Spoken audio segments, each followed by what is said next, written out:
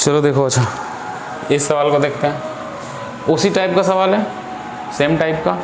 जब भी तुमको यहाँ पर दिख जाए ना स्टैंडर्ड वैल्यू साइन का, फिर यहाँ कॉस, यहाँ कुछ भी रहे उससे हमको मतलब नहीं है। यहाँ पर क्या है, 0 0, ठीक है, समझ गए।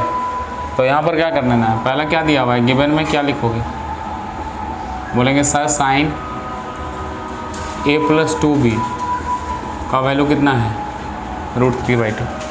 तो हम √3/2 किस में वैल्यू सोचेंगे, साइन में। साइन में √3/2 किसका वैल्यू होता है, बोलेंगे सर साइन a+2b। साइन में √3/2 साइन 60 का वैल्यू होता है। तो यहाँ से अगर हम बोलें आपसे a+2b कितना आ जाएगा, तो क्या बोलोगे, 60 आ जाएगा कि नहीं आ जाएगा, बताओ। इक्वेशन 1 मानेंगे। सेम कॉन्सेप्ट वहाँ पे भी इस टाइप का, हर एक सवाल इस टाइप का ऐसा ही बनेगा। यहाँ कुछ भी रहे हमको इससे कोई मतलब नहीं है। 0 कॉस में सोचो, a+4b कॉस में सोचो, cos 0 किसका वैल्यू होता है, सॉरी 0 किसका वैल्यू होता है, cos 90 का वैल्यू कितना होता है, 0, ठीक है। 90 का वैल्यू cos में 0 होता है। तो यहाँ से क्या आ जाएगा, a+4b = 90। इसको इक्वेशन क्या मान लेंगे, 1 सेकेंड। अब इन दोनों इक्वेशन को बस केवल क्या कर देंगे, सॉल्व कर देंगे। देख लो पहले, इन दोनों को सॉल्व करने के लिए क्या करेंगे, 1 - 2 करेंगे। एक में से 2 घटा देंगे, क्यों सर, क्योंकि a और a सेम है। माइनस कर दो, 2 - 1 कर दो, 1 - 2 में से 1 को माइनस करो, क्योंकि 90 बड़ा है 60 छोटा है। तो हम 1 - 2 ना करके क्या कर देते हैं, equation 2 minus equation 1।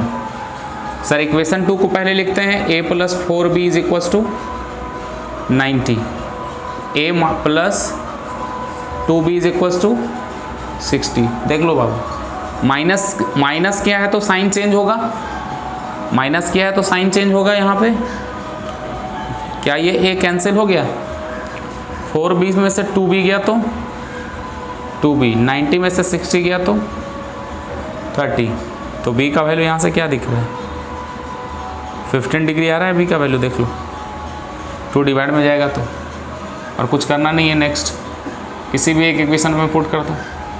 Linear equation 2 variable का सवाल हो गया ये। अरे बात आ रही है समझ में। b का वैल्यू 15 है, तो a+2 × 15 = 60।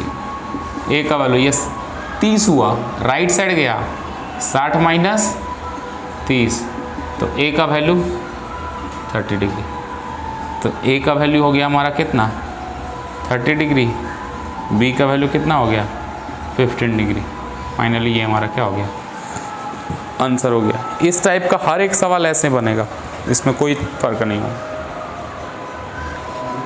चलो इस टाइप के नेक्स्ट क्वेश्चन की तरफ बढ़ते हैं, और वो इस टाइप का आखिरी सवाल होगा। देख लो, tan a+b = √3 और and tan a - b = 1/√3। a b से बड़ा है, यहाँ पर a+b का वैल्यू 0 से बड़ा है और 90 से छोटा या बराबर है। पूछा गया है CBSE 2019 में, find the value of a and b। फिर से सेम कॉन्सेप्ट, देखो बाबू ये क्वेश्चन देखो, tan a+b का वैल्यू √3 है, tan a - b का वैल्यू 1/√3 है, then find the value of a and b। Condition छोड़ दो, कंडीशन तुम्हारे आंसर मिलाने के लिए सही है। आंसर अगर दिया आपका आ गया तो कंडीशन में देख लो क्या a b से बड़ा आया है, तो आंसर सही हो जाएगा। और चेक कर लो a+b का वैल्यू 0 से बड़ा और 90 से छोटा या 90 के बराबर आया है, तो वही वैल्यू सही हो जाएगी। सर कुछ नहीं करना है सर, tan a+b है यहाँ √3। अब आपको tan में ही, आपको बताया मैंने क्या, tan में ही √3 किसका वैल्यू होता है आपको वो सोचना है। tan में √3 किस डिग्री पे एंगल √3 होता है, वैल्यू रेशियो किस एंगल पे हमारा √3 होता है। याद आया कुछ, बोलो। अरे बाबू याद कर लो यार, एग्जाम आने वाला है। 60, अरे tan 60 का वैल्यू √3 होता है। खाली मुंडी हिलाने से होगा, पढ़ाई करिए नहीं रहा है तुम लोग यार। 60 डिग्री। ए प्लस बी का वैल्यू क्या आ गया, वैल्यू याद कर लो, 60 आया। एंड फिर क्या है, tan a माइनस बी का वैल्यू कितना है, 1/√3। तो tan a minus B 1/√3। tan में किसका वैल्यू होता है, हाँ tan 30 का। अरे ऐसे भी तुम याद रख सकते हो, tan में √3, देखो तीन ही चीज़ तो है, एक √3 है, एक 1 है, एक 1/√3। अब 1/√3 छोटा है तो इसीलिए 30 डिग्री क्योंकि छोटा होता है। उसके बाद उससे बड़ा हमारा 1 होता है तो 30 के बाद 45 डिग्री आता है, ऐसे भी याद रख सकते हैं। और फिर उससे बड़ा होता है √3 1.73 समथिंग होता है, तो 60 डिग्री का वैल्यू होता है। 30 का डिग्री छोटा तो छोटा वैल्यू 1/√3। 45 का होता है 1 तो उससे बड़ा 45 का। 60 √3 बड़ा है तो 60 का वैल्यू। मतलब एक छोटा सा ऐसे भी तुम याद रख सकते हो, लेकिन याद रखना पड़ेगा √3 1 और √1/√3, ऐसे थोड़े हो गया। a माइनस बी क्या हो जाएगा, कितना भी बता दें हम कोई फ़ायदा नहीं होने वाला, इक्वेशन 2 हो जाएगा। क्या हम दोनों को ऐड कर दें, क्यों ऐड कर रहे हैं यहाँ पे बताओ, माइनस का भी यहाँ प्लस का भी कट जाएगा डायरेक्ट, क्या बात समझे, एडिंग इक्वेशन 1 एंड 2। 1 को ऐड करो तो a प्लस बी बराबर 60 और a माइनस बी बराबर 30। ये सवाल बताया हुआ लग रहा है हमको, हाँ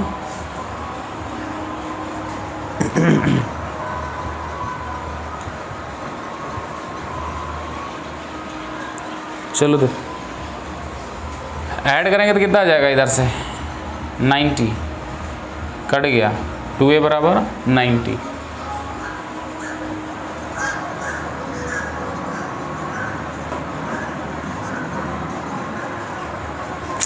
यार क्वेश्चन ही गलत दिला गया है यार, ओफ बहुत यार। चलो अच्छा था, ये क्वेश्चन हो गया था ना, ये क्वेश्चन आई थिंक पहले हम करवा लिए हैं।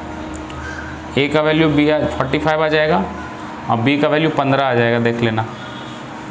मेरा सवाल ये नहीं था सर, मेरा सवाल ये रिपीटेड हो गया, इसके पहले मैंने करवाया है ये क्वेश्चन। इस क्वेश्चन में थोड़ा चेंज लाते हैं हम, ठीक है। ये क्वेश्चन करवाया है पीछे, देख लेना, पीछे करवाया है। इस क्वेश्चन में थोड़ा चेंज आता है, वही सोचे कि रिपीट क्यों कर रहा है क्वेश्चन। सर यहाँ अब की बार 1 दे दिया है, लो बस यही वैल्यू है, इसको करो। tan a प्लस बी अभी बताया मैंने 1, tan में 1 किसका वैल्यू बोलो, अरे tan में 1 किसका वैल्यू होता है, कौन से डिग्री का,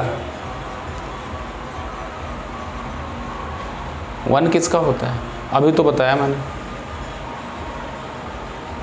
अरे पहले डिग्री याद है, कौन कौन डिग्री होते हैं, किसका किसका होता है, किस किस एंगल का डिग्री रेशियो याद रखते हैं, पहला बताओ तुम।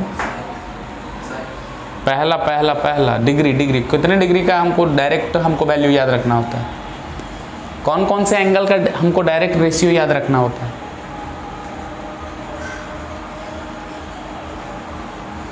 अरे यहाँ से भी तो याद कर लो यार, 0 डिग्री 30 होता है, 45 होता है, 60 होता है, कुछ हो तो मार दो अंदाज से, इन्हीं में से कोई ना कोई होगा तुम्हारा।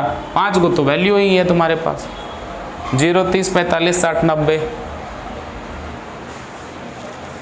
अभी बताया 1 जो होता है वो tan 45 का वैल्यू, कम से कम देख के भी बताओ, अपने सामने रखो ना यार, तुम हैं सामने रखो, कम से कम देख के भी तो बताओ यार, तुम लोग चुपचाप हो जाता है,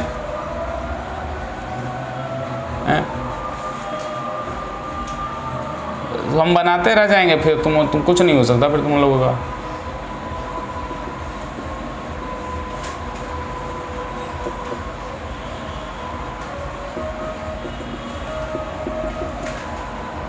अभी बताया,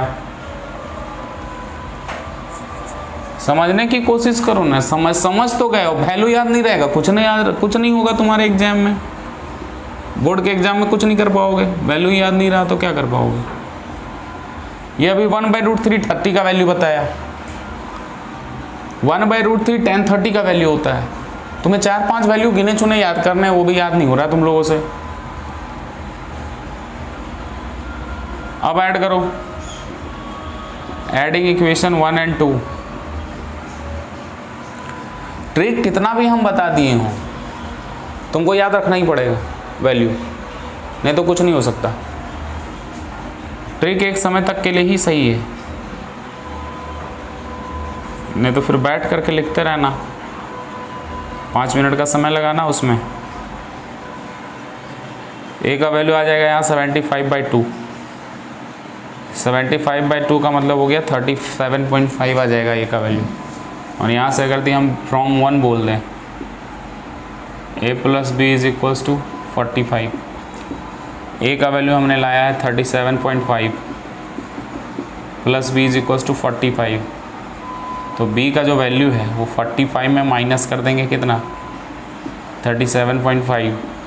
कितना आ जाएगा b का वैल्यू, 45 में माइनस करो इसको, यहाँ आ जाएगा 0.5, 1 और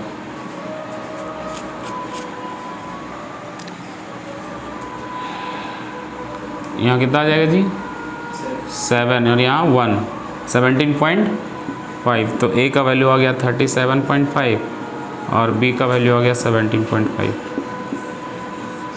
ये आंसर हो जाएगा। कितना भी हम बताते चले जाएं, जब तक खुद से तुम लोग ट्राई नहीं करोगे कुछ नहीं होने वाला। अच्छा, यहाँ 7.5 होगा ना, 7.5।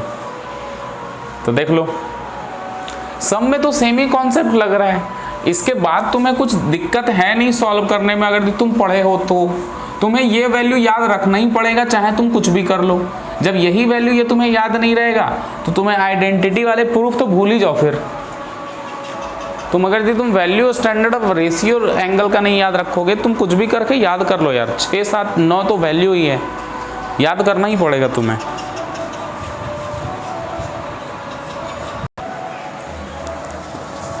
नेक्स्ट क्वेश्चन देखो, इसी टाइप के सवाल में बस a और b का अभी वैल्यू हम निकाल रहे हैं। बस यहां पर क्या करेगा, अब देखो क्वेश्चन पूछने का तरीका क्या बदला है। आपको a और b का वैल्यू नहीं पूछा, क्वेश्चन बनेगा वैसे ही, पर पूछ क्या दिया देखो। सवाल है if cos a + b = 0 and cos a - b = √3, then find the value of। पहला तुमसे पूछा cos a cos b - sin a sin b। दूसरा पूछा cot b - cot a by cot a cot b + 1। ठीक है, सवाल अब थोड़ा सा अलग ढंग से पूछा है, आपसे a और b का वैल्यू नहीं पूछा। तो सर सबसे पहले तुम्हें a और b का वैल्यू निकालना ही पड़ेगा। निकाल लो a और b का वैल्यू। cos a + b = 0 है, तो फिर cos a + b बराबर, cos में 0 होता है 90 का वैल्यू, तो a + b का वैल्यू आ गया 90। अभी बताया था 1 एंड cos